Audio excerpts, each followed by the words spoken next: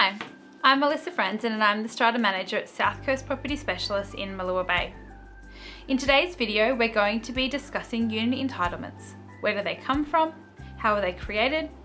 And most importantly, what do you do with them?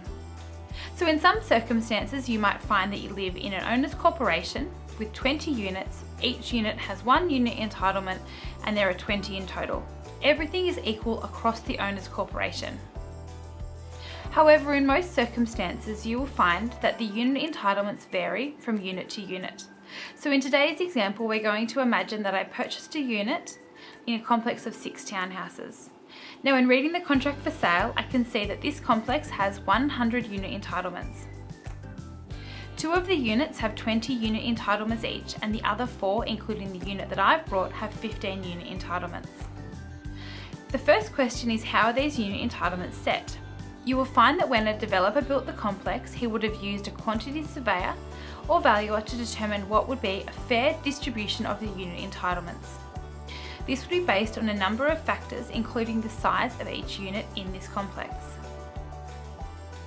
In my example, we can see that the units with 20 unit entitlements are 3 bedrooms and the units with 15 unit entitlements are 2 bedrooms. There is a number of other factors that go into the maths behind setting the unit entitlements, but that's for a different video. I've brought this unit with 15 shares. What does that mean? First and foremost, the unit entitlement is used to set the levies. Now, as an owner, your main question to me is, how much do I need to pay each quarter? Strata managers think about this from the reverse. We think about how much it will cost this year to operate the owner's corporation, and from here we set a budget, and from the budget we set the levies. So to simplify the maths, let's assume that we said it was going to cost $10,000 this year to run the owner's corporation.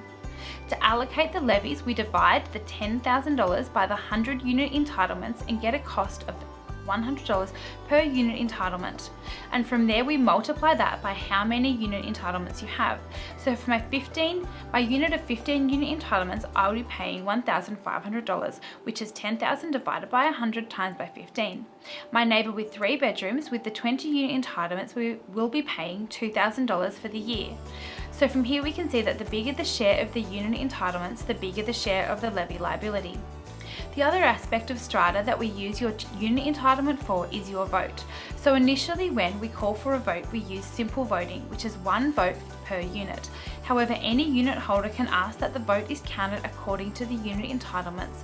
And in the case where the vote is quite close, this can be enough to sway the vote from one side to the other. So I hope that answers your question on unit entitlements, and in my next video I'll be discussing AGMs and your budget, what it is used for and how do you change it.